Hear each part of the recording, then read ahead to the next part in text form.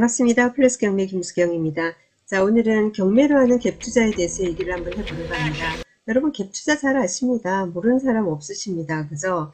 자, 일반 중개 물건을 매수를 하는 데 있어 가지고 어떻게 해요? 세 안고 매수하는 거, 그 갭 투자입니다. 그죠?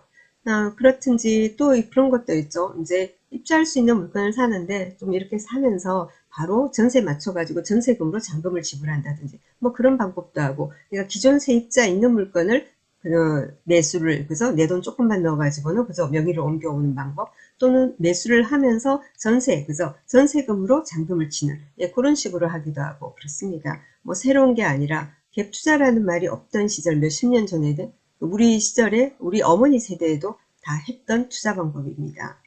자, 그런데 경매로도 할 수 있다. 갭 투자. 그래서 왜 그런데 요즘은 특히나 갭 투자에 더 우리가 이제 신경을 쓰게 되냐면은, 일단은 대출이 어렵습니다. 대출이 어렵다 보니까 새 안고 하는 이런 갭 투자에 이제 아무래도 더 이렇게 물건을 찾아다니게 되고, 중개 물건 이제 그런 게 좋은 조건이 있으면 당연히 그게 더 편합니다.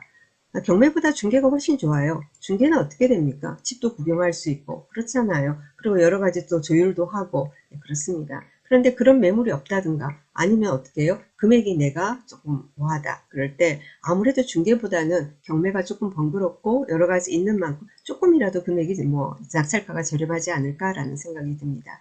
그래서 갭 투자로 하는, 그러니까 경매로 하는 갭 투자에 대해서 오늘 얘기를 해보려고 합니다. 뭐 어렵지 않습니다. 아시는 분 다 아는 방법이고, 근데 경매 초보자분들이나 경매 자체를 모르시는 분들께 제가 좀 방법을 알려드리려고 이 강의를 준비를 했습니다. 자, 그동안 뭐 근린 상가, 근린 시설, 비주거용 물건을 1년 반 정도 열심히 강의를 하다가 궁금해 하시는 분들 계셔서 준비를 한번 해봤습니다. 어렵지 않다라고 제가 말씀드렸습니다. 자, 여러분 이제 그 경매를 공부를 여러분 시작하면은 제일 먼저 공부하는 게 말소 기준 뭐 이런 거 찾는 겁니다. 그래서 네, 말소 기준 등기, 자, 뭐 등기부상에 갑구, 을구 이렇게 합해가지고 그 중에서 뭐 이렇게 제일 먼저 있는 권리, 그러니까 압류, 가압류, 뭐 저당, 근저당, 담보가등기, 경매 개시등기 6개 중에 제일 먼저 나오는 거, 그죠? 예, 그게 말소 기준 등기가 됩니다. 그 말소 기준 등기보다 앞서서 이렇게 예를 들면은 세입자가 있다. 자, 세입자가 있다. 자, 그랬을 때 그 세입자가 선순위 임차인일 때, 자, 이럴 때 우리가 이제 갭을 이런 그 경매로 하는 갭 투자가 가능하게 됩니다. 자, 그래서 경매 전반적인 거에 대해서 절차에 대해서 간단히 설명을 드리면 여러분이 조금 이해가 되실 겁니다. 채권자가 개인이건 은행이건 채권자가 돈을 받을 게 있는데 돈을 빌려간 사람이 돈을 안 준단 말이에요. 자, 그러면은 내 돈을 회수를 하기 위해서, 그 채권을 회수하기 위해서 경매 신청을 하게 됩니다. 법원에 경매 신청을 하지 않습니까? 경매에 접수를 시키면은 금방 하루 이틀 2, 3일 사이에 경매가 개시가 됩니다. 등기부에 바로 경매, 임의경매, 뭐뭐뭐, 강제경매, 뭐뭐뭐 이렇게 해가지고는 기재가 되거든요. 자, 그렇게 되고 그러면서 이제 법원에서는 어떤 일을 착수하게 되냐면은 등기소에는 등기부를 제출하세요 해요. 그래서 등기부를 제출받고 감정평가사한테는 감정평가를 일단 해보세요. 그래서 이제 그것도 조사시키고, 그리고는 법원 집행관실이라는 게 있습니다. 그러면은 집행관실에 집행관에게 뭐냐면 현황을 조사를 하게 합니다. 이제 이걸 갖다가 이 부동산을 지금 경매를 하는데 그 현황이 어떠한지를 조사해오라고 하거든요. 그럼 집행관이 나가는 겁니다. 그럼 집행관이 나가서 사람이 있으면은 말로, 그죠? 이렇게 경매가 진행된다라고 안내를 하고, 그리고 물론 종이도 주겠죠, 그죠? 안내문도 주고, 그리고는 뭐냐면은 이제 그런데 소유주 같은 모르겠는데 거기 있는 사람이 임차인이다. 어떤 관계냐? 아, 난 임차인이다. 그러면은 뭐 권리신고, 배당 요구에 대해서도 안내를 하는 겁니다. 자, 그랬을 때 그 임차인은 어떻게 되겠습니까? 느닷없이 살고 있는데 법원에서 나와가지고 경매가 진행된대. 내가 살고 있는 집이. 깜짝 놀래겠죠. 그죠? 자, 그렇게 해가지고는 막 주변에 알아봅니다. 알아보고, 근데 그거 이제 알아보고 하더라도 대부분의 사람들은 마음이 급하고 뭔가 이렇게 뭐 배당 요구, 그리고는 권리신고 배당 요구를 하라니까 대부분 후순위 임차인이건 선순위 임차인이건 대부분은 법원에 어떻게 뭐 권리신고 배당 요구를 보통 합니다. 자, 그런데 아주 일부는 안 하는 사람들도 있습니다. 계산을 막 해보는 거죠. 자, 후순위 임차인은 무조건 해야 합니다. 후순위 임차인은 자기 보증금을 법원으로부터 되돌려받지, 뭐 배당을 못 받는다 하더라도 낙찰자가 이런 한 푼 보전해 주는 게 없습니다. 자기 보증금을 얼마를 날린다 하더라도 낙찰자하고는 관계가 없는 거예요. 그래서 낙찰자가 해줄 수 있는 것은 소정의 위로금으로 이사비 정도 지원해 주는 거, 그거밖에 없는 거죠. 그러니까 무조건 받을 수 있건 못 받을 건 간에 뭐 그런 거 분석해보기 전에 무조건 권리신고를 하는 게 제일 좋은 겁니다. 자, 그런데 선순위 임차인은 선택을 할 수 있는 겁니다. 자, 전입을 하고 또 뭡니까? 전입하면서 확정일자도 받았고 그런 임차인 같으면 가만히 생각을 해보는 겁니다. 이거를 내가 배당을 해? 마라? 이렇게 되는 거죠. 자, 선순위 임차인이 뭡니까? 확정도 받고 배당 요구도 하지 않습니까? 전입, 확정, 배당 요구를 다 했어요. 자, 그런데 법원에서 내가 받을 돈이 예를 들면은 뭐 1억 5천이다, 2억이다. 그런데 조금밖에 못 받았어. 그러니까 법률 순서에 의해서 배당을 받으니까 얼마 못 받았다. 좀 모자라게 받았다. 그럼 모자라는 거는 어떻게 되냐면은 낙찰자가 보전을 해주거든요. 인수를 해주니까 손해볼 게 없어요. 손해볼 게 없는 겁니다. 자, 그런데 그거는 손해볼 게 없는데 이 임차인도 가만히 생각을 해보는 거예요. 내가 여기 지금 전세 1억 2천에 있는데 그거 받아가지고 다른 데 전세를 얻으려면은 1억 2천 턱도 없다. 이제는 택도 없다. 1억 2천 가지고 전세를 못 얻는다. 전세가 지금 이제는 2억을 줘야 된다. 자, 그러면은 이 사람은 어떻게 되겠습니까? 이제 그것도 이제 똑똑하니까 많이 잘 알아본 사람은 그렇죠. 그렇지 말고 내 지금 임대차 기간이 한참 남았는데 전세 들어온 지 얼마 되지도 않았는데 그러니까 나는 여기 살 거야. 내 계약 기간만큼 다 살고 그리고는 나갈 때 어머 내가 배당 요구를 안 했어. 내가 법원에 배당 요구를 안 했단 말이에요. 자, 그러면은 낙찰자가 줘야 되거든요. 언제? 계약 기간이 끝날 때. 계약 기간이 끝나고 내가 나가고 나갈 때 그쪽에서는 돈을 줘야 동시 이행이 돼야 되겠죠. 자, 그러니까 나는 원래 그냥 한 것처럼 계약한 기간만큼 그냥 끝까지 살다가 그때 돼서 나가겠다. 이럴 수 있는 거잖아요. 그래서 이제 여러분들이 이제 경매 서류를 막 보다 보면은 선순위 임차인이, 그죠? 선순위 임차인이 권리신고는 했어요.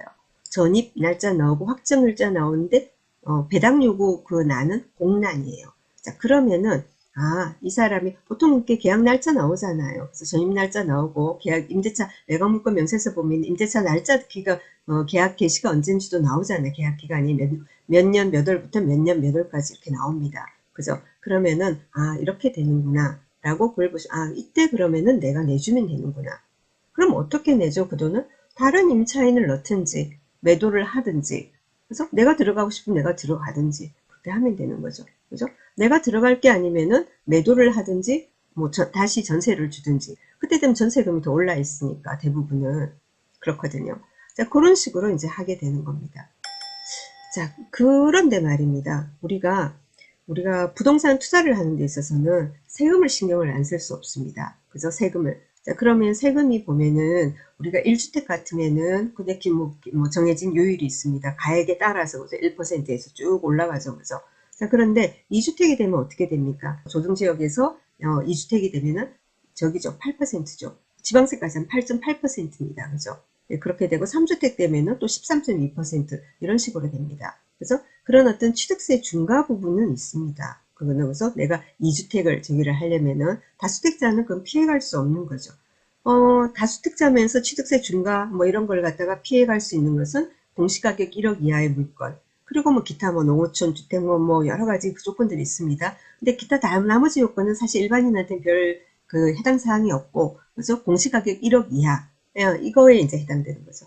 그래서 예를 들면 여러분이 투자를 하는데 경매로 내가 이렇게 선순위 임차인을 인수하는 갭 투자를 하고 싶다. 게다가 취득세 중과 받는 것도 나는 싫다. 자, 그런 것 같으면 결국은 어떻게 됩니까? 공시가격 1억 이하, 1억 이하의 물건을 찾아서 하려면은 서울 수도권 지역은 어렵겠다. 그래서 지방 쪽에서. 근데 지방에 보면은 공시가격 1억 정도 되면은 실제 시세는 1억 5, 6천 정도는 보통은 되죠. 그죠? 그래서 그 범위 안에서 그런 물건들을 잘 골라서 여러분이 투자를 하시면은 내 돈이 얼마 안 들어가고 가능하겠죠. 그죠? 내 돈, 공시가격이 예를 들면 지금 일반 매물 뭐 1억 초반대 이런 물건들을 보면은 제가 공시가격을 하나하나 보면은 1억 초반대 지금 어떤 물건인데 어떤 경우는 공시가격이 뭐 7, 8천 어떤 건 4, 5천인 경우도 있습니다.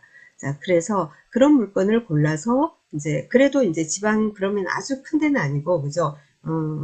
일반 중소도시가 되겠죠. 중소도시라 하더라도 학교라든가 뭐 재래시장이라든가 여러 가지 그런 어떤 인프라 같은 것도 잘 보시고 그렇게 해서 그런 물건을 투자를 하면은 내 돈이 얼마 안 들어가고 취득세 중과도 안 받고, 네. 물론 또 그 매매가, 전세가가 더 이상은 떨어지지 않을, 이왕이면 오르면 좋은 그런 좋은 입지의 물건은 골라야 되겠죠. 찾아보면 충분히 많이 있습니다. 그래서 그런 어떤 소액 물건으로 이렇게 경매 갭 투자, 얼마 안 되는 1, 2천만 원, 3, 4천만 원, 이 정도를 가지고도 충분히 할 수 있습니다. 대출을 활용하지 않고. 그리고 취득세 중과 안 받으려면 어떻게 해요? 공시가격 1억 이하로. 예, 그렇게 해서 그런 투자 방법 많이들 또 지금 하고 계시고, 특히 뭐 법인으로 하시는 분들은 뭐 예전부터 많이들 하고 계시는 방법이고 그렇습니다. 그래서 몰랐던 분들에게 조금 도움이 됐으면 좋겠다 싶고요.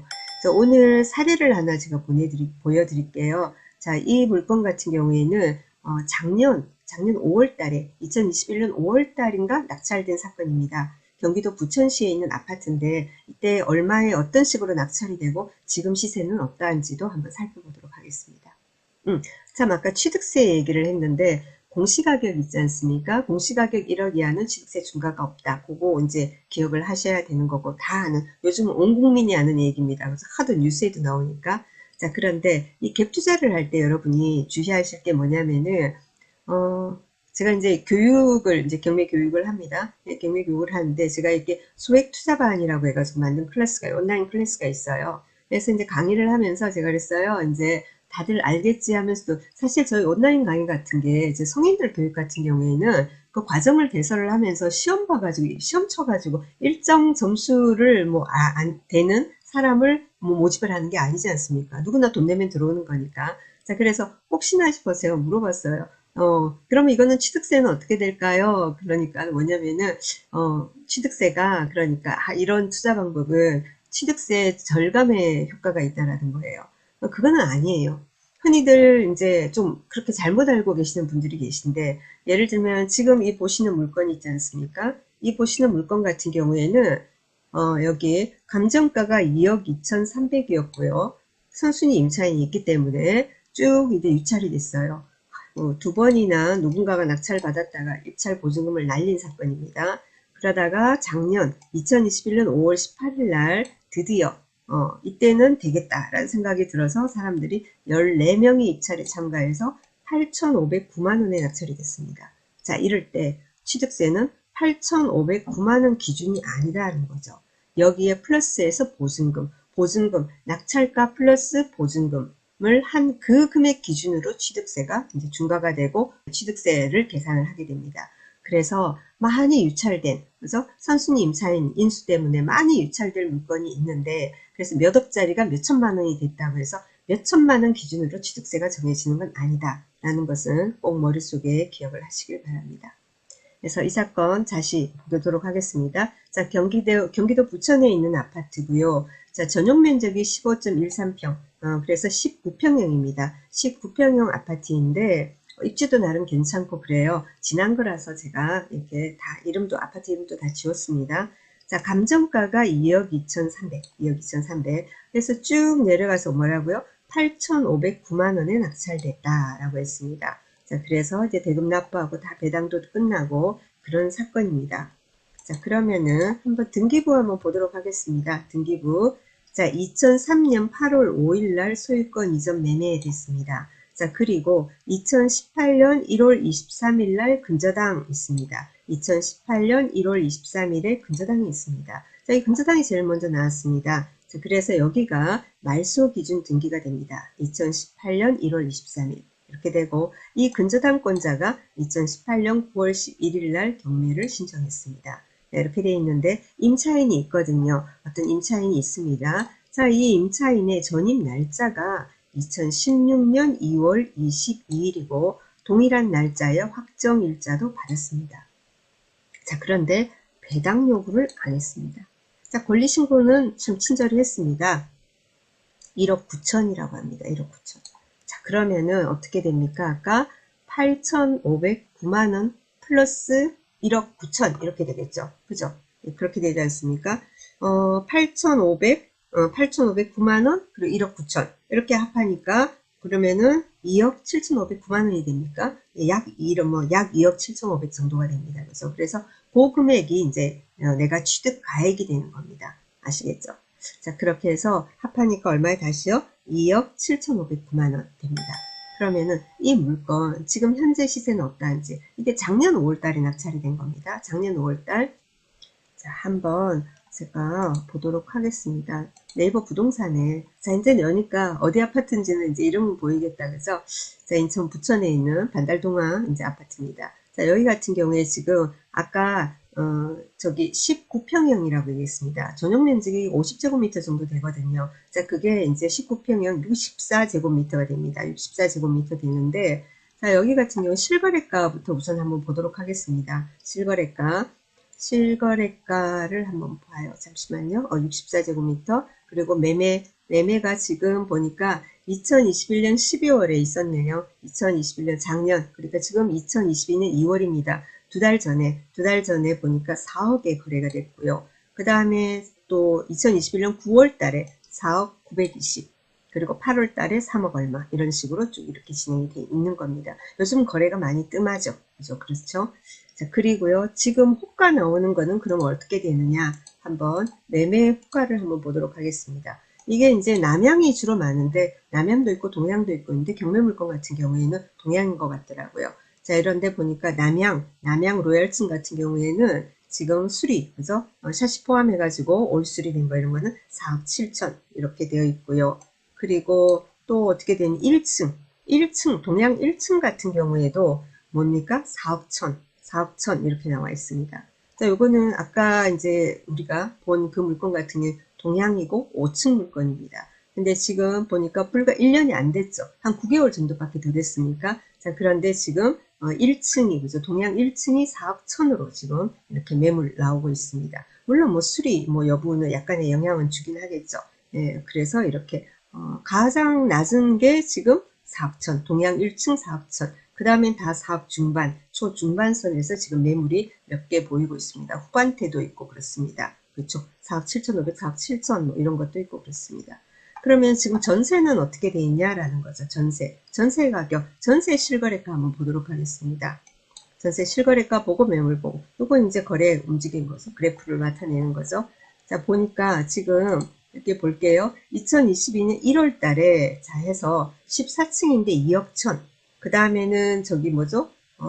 15층에서 2억 9,900. 그 다음에 2억 천, 2억 5천. 그 다음 뭐 여기는 3억도 있었고 뭐 그렇습니다. 뭐 2억 5천 굉장히 들쭉날쭉이에요. 자, 이런 어떤 그 전세가 같은 경우에는 어떤 그 전세가나 매매가와 달리 뭐 방향층 그렇게까지 많은 영향을 받지 않습니다. 그래서 뭐 아무래도 그냥 안에 인테리어 어떤 여부 그런 것도 있고, 또 이게 전세라고 하더라도 다른 전세보다 좀 많이 저렴하게 된 것 같은 경우에는 일부 먼저 선 대출이 있는 경우들도 있습니다. 그래서 그거는 현장에서 조사를 해야 알 수 있는 거고 그런 거죠.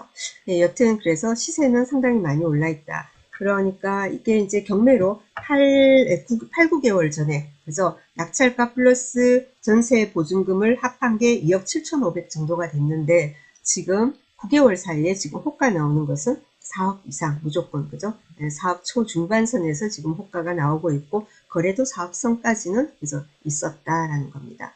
그래서 경매로도 충분히 이런 경우 있지 않습니까? 이렇게 이제 세입자가 있는 경우에, 보통 경매 같은 경우에는 우리가 경매 진행될 때 그 집의 내부를 구경하기가 상당히 어렵습니다. 좀 껄끄럽죠.